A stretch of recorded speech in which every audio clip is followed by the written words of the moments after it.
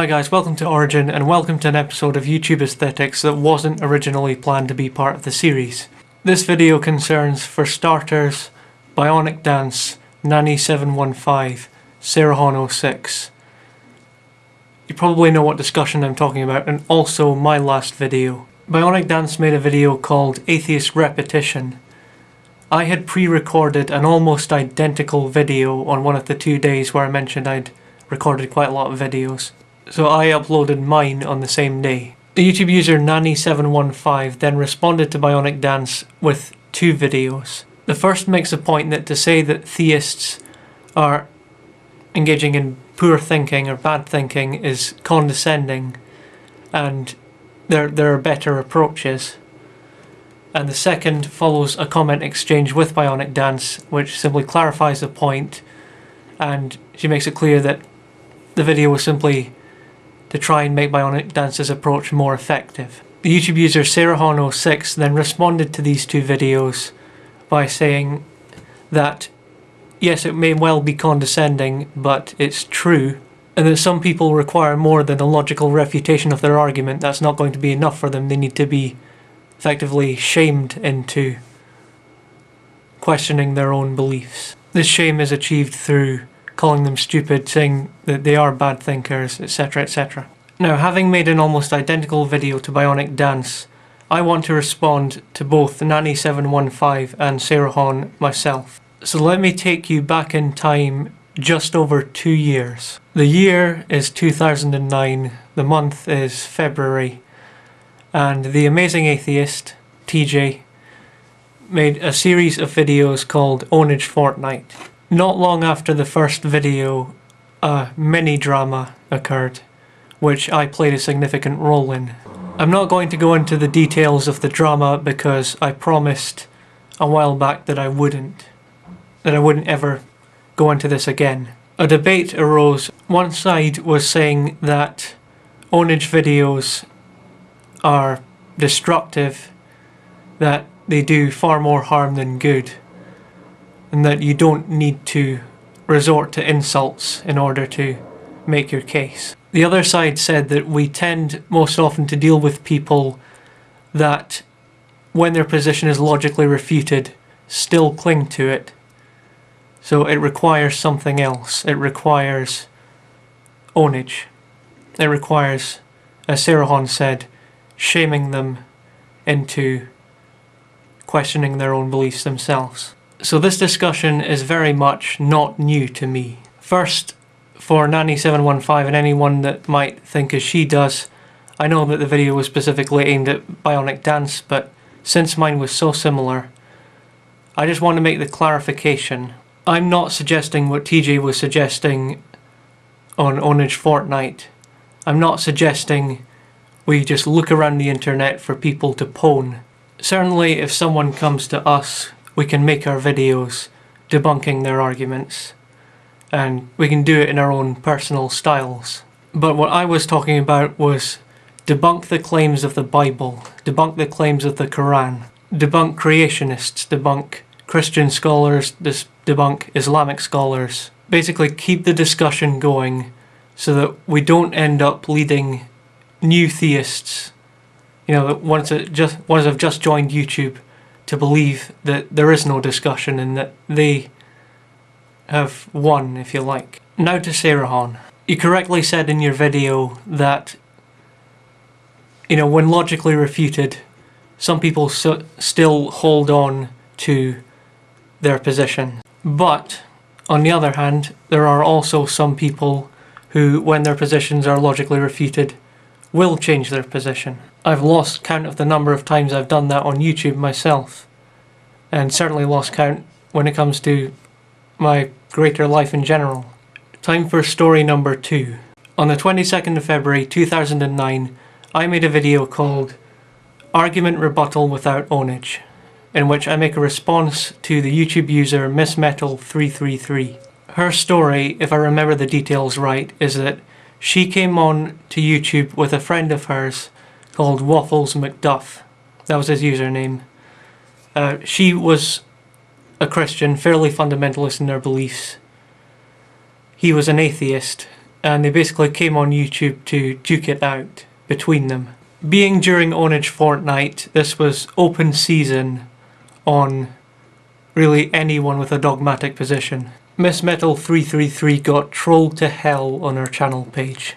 Now this was a girl, couldn't have been more than a couple of years younger than me, and I was responding to a video of hers which had to do, I think, with morality. Keeping to the greater idea of that video, I responded to Miss Metal 333 strictly using only logical arguments and then offering constructive criticism at the end to try and help her. It was a few months before I received any response from her at all. When she did, she left the following comment. "I do apologise that it took me so long to respond. You're a wonderful person and I truly appreciate it. Actually, my videos were not at all well thought out. I'm a truly shy person. Thank you, I do like your videos. I actually have no problems, as I say with my videos. It actually all comes down to Waffles McDuff. He wouldn't stop talking about religion when we hung out, so I put it on YouTube to get him to shut up when we were together. Needless to say, it didn't work out, and I have now got a bunch of people who will dislike me the moment they meet me instead of being my friend. I am more of a hippie and I dislike fighting or being involved in another's unhappiness. Thanks a bunch. Love and best wishes, Miss Metal." I responded with, "Absolutely no problem. It really sucks that so many people attacked you rather than rationally explaining their beliefs." I took a look at her channel I think once and it was pretty horrible. And I want to stress, of course I'll link that video in the description. My position at the moment is I don't really have a problem with either approach. I go with a more logical, more rational one, but to each his own. And in this story we have the two approaches and then just general trolling. It's unclear whether any other video responses were made to her, and it's even more unclear which approach, if either, was more successful in her changing her mind. And she doesn't say in the comments what her new position is. She may well still be a Christian, but she has acknowledged that her videos weren't that well thought out. But if you treat these people with as much respect as you can give, this shows that at least some of the time they'll thank you for it. So what I'd say now that I have a fairer, in my opinion, view of the whole debate than I did back then, is I want to offer the following advice. If you're going to use personal attacks, first of all, do a quick background check to see if it's warranted. If it's a teenager and they come from a heavily religious background, this may be their first ever exposure to atheists, and wouldn't we simply be confirming what they've been told if we come at them with just sheer venom? With the Nephilim Freeze and Venomfang X's of the world, there's still a case to be made for trying to win over their supporters, because maybe they fall into the same category, you know. People who've never been exposed to anything else. People who know nothing else but a very fundamentalist religious background. But if you are making the video towards them, then I have no advice. To each his own. All approaches. If you are too harsh, they could still use that against you. They say, look, atheists, this is what they're like. So, not preaching anything, not moral crusading as some people thought back then for people on my side, but just some advice to keep in mind that, as Nanny715 said, would make your approach more effective. Now, that's all well and good, but nothing I've said so far explains why this video is in my YouTube Aesthetics series, because that series deals with analysing how people achieve YouTube success, YouTube fame. This is where people on my side of the debate aren't going to be too happy. You see, as I said in my last YouTube Aesthetics video, and really the whole series relies on this critical assumption. From what I've seen, the vast majority of people here on YouTube, they're not here to watch our videos about, you know, religion, philosophy, politics, etc. They're here for entertainment. The logical approach, which I take, is relatively dry, and thus to this audience, boring. The Ownage videos, on the other hand, are entertaining. In the unnamed mini-drama, TJ's audience made this very clear to me. That's essentially why people who make quite a lot of Ownage videos, you know, Sarah Hahn, Coughlin, TJ, well, TJ used to, not quite so much now, although they do come up. That's why these people have thousands and thousands of subs, and I, after 3 years, have 1,600. Not complaining, you guys are awesome. I wouldn't trade you for their audiences any day. Better 1,600 freethinkers than thousands and thousands of drones. Now there's just one other thing I'd like to bring up. See, I was recently criticised because I had made some comments in the past expressing admiration, support for Dendrophilian. Dendrophilian to this day remains my all-time favourite YouTuber. And the comment, very loosely paraphrased, is, how can someone as smart as you support that guy?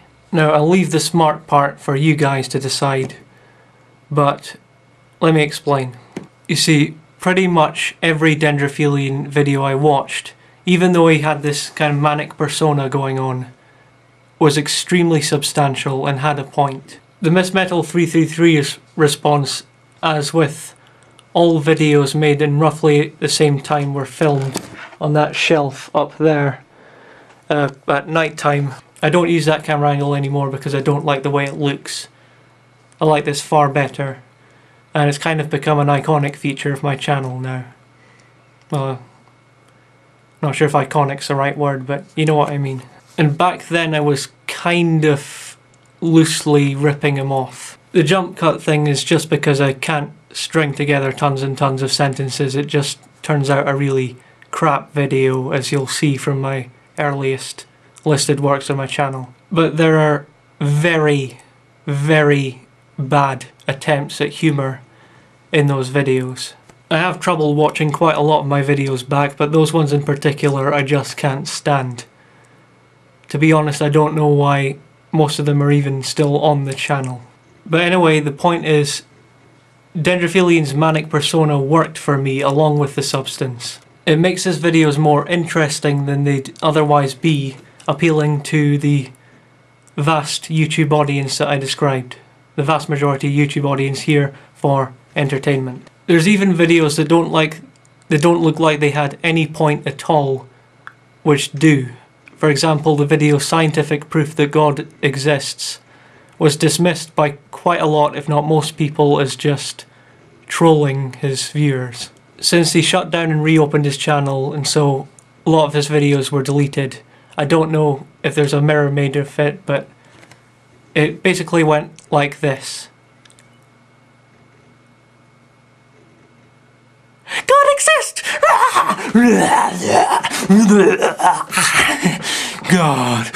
God. I see Teletubbies. The point seemed immediately obvious to me when I first watched it. The idea is, anyone who comes claiming they have scientific proof of God's existence is crazy.